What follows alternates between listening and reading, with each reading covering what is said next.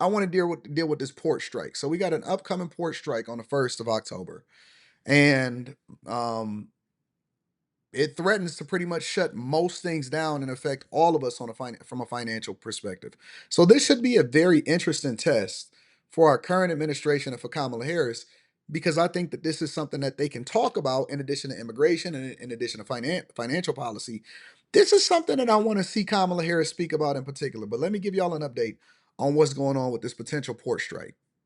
These ports could stand still and the goods in these containers stalled if dock workers walk off the job. From Boston and New York all the way down to New Orleans and Houston, the International Longshoremen's Association represents at least 25,000 workers at these ports. They're at an impasse over a new 6-year contract. They want higher wages and less automation. The union boss in recent weeks defiant. These companies are making billions of dollars. They should take us along. Port officials preparing for a shutdown at midnight on Monday. All activity in the Port of New York and New Jersey with regards to containerized cargo and automobile cargo will cease. The United States Maritime Alliance, representing shippers and ports, blamed the union's, quote, repeated refusal to come to the table and bargain. A strike could cost up to $4.5 billion a day. Everything from canned goods and chocolate, car parts and electronics move through these ports. Some of the biggest retailers import goods here, like Walmart, Samsung, and Home Depot.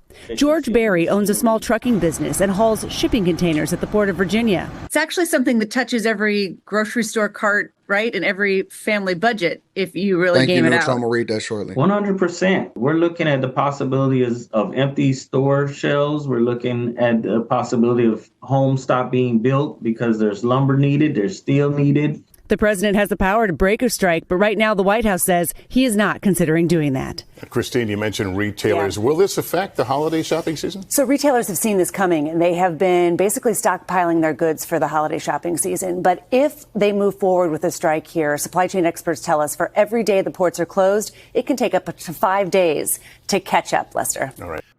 So every day, think about that for a minute, y'all. Every day that the port is closed, it could take up to 5 days to catch up. And a deal is not on the table. They are not negotiating. They're not even close to a deal. We have an upcoming election in November, less than 2 months away, and over 25,000 longshoremen all across the East Coast and the South are ready to strike and shut everything down. Now, before we get into the details, let me just say this.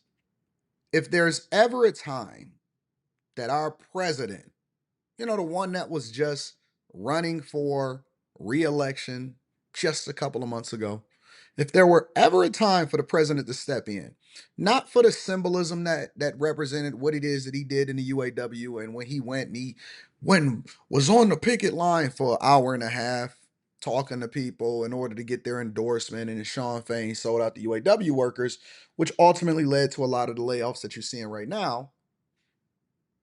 Never did anything with regard to making sure that he prevented outside sources such as Chinese automakers from still preparing to invade and take over all of the cars and all of the manufacturing, especially with regard to autos inside of the United States of America. They don't do anything. It's all symbolism, in my opinion, right? And so if there's ever a time for Kamala Harris, because we're going to talk about her, you can see it at the bottom of the screen. Kamala Harris visited the border. We're going to break that down. If there's ever a time for them to step in, now is the time. Now is the time for you to show leadership skills. Now is the time for you to prove to the people that you are a strong negotiator, that you understand it from both sides, from the worker side, and then also you understand it from the port side. Innovation, cutting costs, increasing speed, the ability to be able to get things through, limiting mistakes. All of those things are things that are on the table, right? Raises, how much should they make considering that they are the first entry into the United States of America? Safety issues. If there's ever a time for you to show us, to prove to the United States of America, to prove to the people that you are not just a puppet, a dummy, a person that is in place as a result of all of these things. Because I hear Mark Cuban running around advocating for Kamala Harris, saying how awesome she is, whatever. Okay, show us. Because for every day that they are shut down, they are saying that it can cost the United States of America up to $5 billion, and it will take 5 days because everything shuts down. Ships coming back and forth shut down. Truck drivers shut down. Stores shut down. Our infrastructure is so fragile. The way in which we move things, logistics. Remember when Kamala Harris said that one of the things that they solved or that they finally got back in order after all of this time since we shut down after COVID, that one of the things that they got back in order was our logistics? I remember her saying that specifically. Why are they so quiet on this? Because it's been months, over 6 months that they've been talking about the ports, over 6 months that this has been on the table. Why is it always a midnight hour negotiation and they're not even at the table? Let's continue.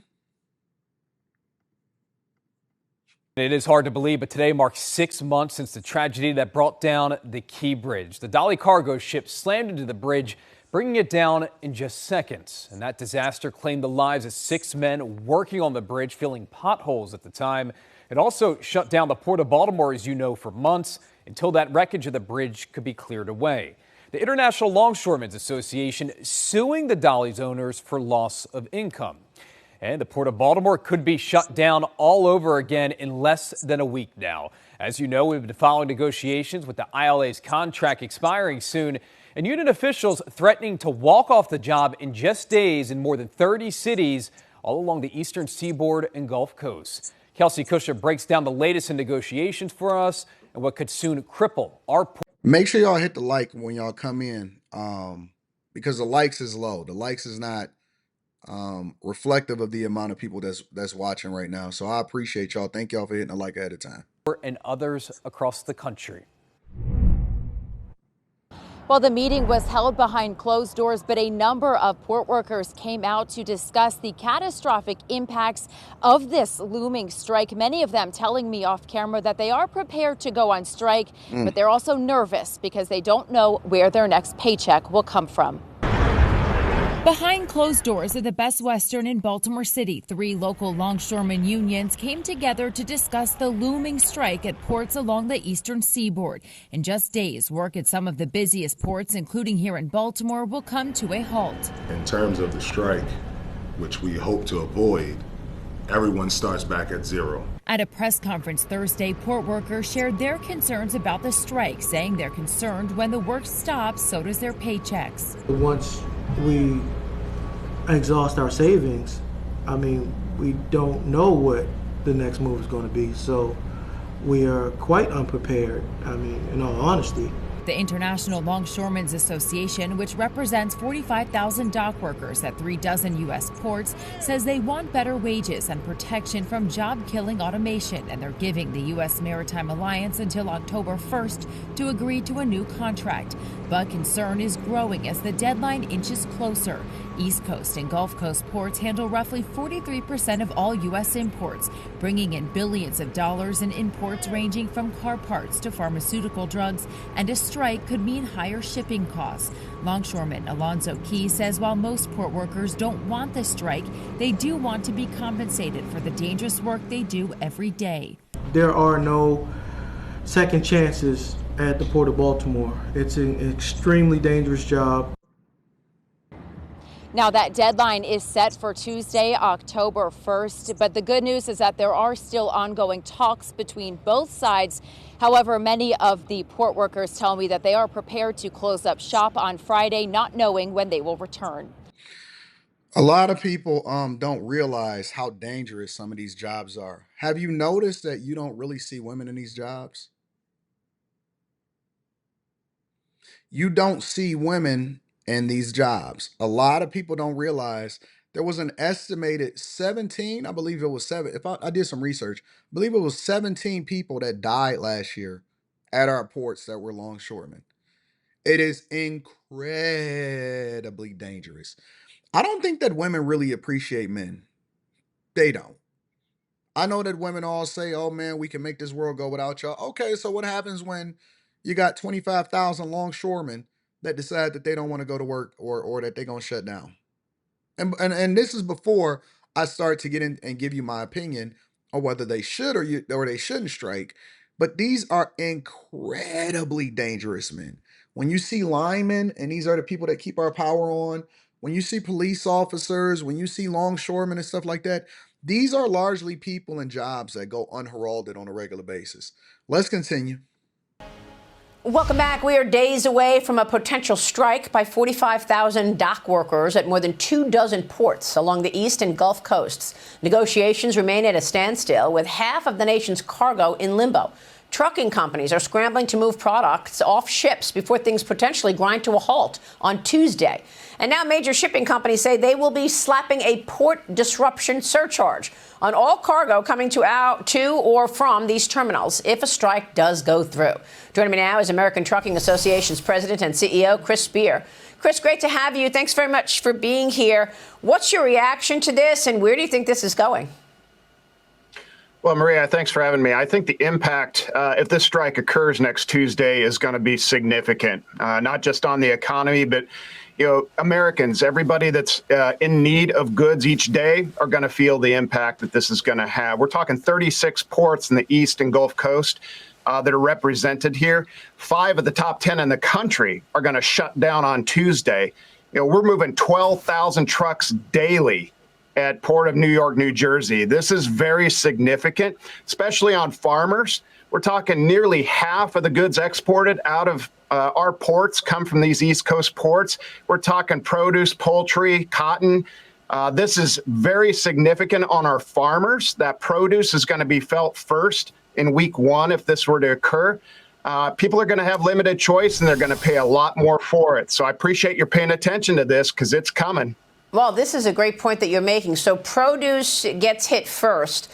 And I was thinking that the real impact would be inflationary, because obviously the supply-demand dynamics leads to higher prices for things. We're just trying to get inflation down, and perhaps we see another spike as a result of that. Nope. Inflation is about to go up. It's going up again. It's going up. I promise you. The cost of doing business. Listen, while she's over there talking about this little stupid stuff, we're going to go after price gouging for grocers if we have another pandemic. Meanwhile, you got longshoremen that's saying that, hey, man, we about to strike. And it's really for 2 reasons. Number one, they want to get paid, just like everybody else. They want to get paid. They want to raise. They want to get some money. I can never fault people for saying that I want to get paid. And number 2, they want job security. They don't want their jobs automated away, and they want to be able to take care of their families for the rest of their life. That's pretty much what it is. This. Absolutely. And trucks are the glue in all of this. Whether you move it on truck or rail, trucks are still going to move that last mile. And we're talking, large companies, but also the medium and small companies, independent contractors, owner operators. They're going to get hung out to dry if these ports shut. So if you are a person that is interdependent on these products in order to move these goods back and forth throughout the United States of America, USOL. Because see, listen, we saying that longshoremen, about to go on strike and they're not going to be getting paid and they're not going to make no money. But you got to understand, everybody else suffers. This is one of the rare situations. See, when you talk about the automotive industry, it's not as impactful as the longshoremen. I'm just going to be honest to God, it's not as impactful. Now, I do, I haven't been as intimate with the ideas of what's going on between longshoremen. And so this is something that I'm really, really starting to dig into, because I've just started to get word about this probably a little over a week ago. I am familiar with the auto industry, the ins and outs. So that is something that I was an expert in. But the auto industry, even though we depend on the auto industry in order to continue to have jobs and move the economy forward, longshoremen, they like the glue. It's almost like truckers. Truckers are glue. Longshoremen are glue. Nothing moves. Nothing moves unless longshoremen is taken care of.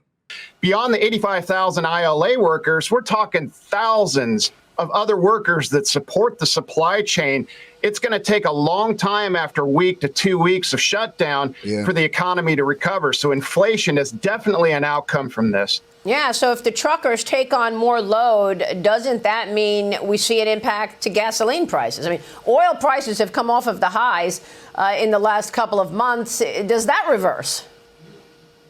Absolutely. I think you're going to see repercussions that are going to last. So every week is about a month, 2-3 weeks, push out into a quarter to 2 quarters. You could see this spilling well into 2025. Having real repercussions. If the longer it plays out, the more impact you're going to have. So 36 ports, East Coast, Gulf Coast, this is very significant to the American economy. You can't reroute all this through the West Coast. So shutting down for terms and conditions that are completely out of reach, 70% pay increase, that's what the ILA is asking for. I think you and I would love a 70% pay increase, but that's not reality. So they need to come to the table. They need to get reasonable, and they need to get a deal. So, I agree. You can't give somebody a 70% pay increase. That is insane. That is absolutely insane. I don't even care if it's over a span of the whole 6-year contract. You can't give somebody else a 70-year increase. I think that they are more concerned with job security because even the union itself, the union thrives off of membership, and their ability to be able to retain members and also recruit allows for them to be able to thrive as a union.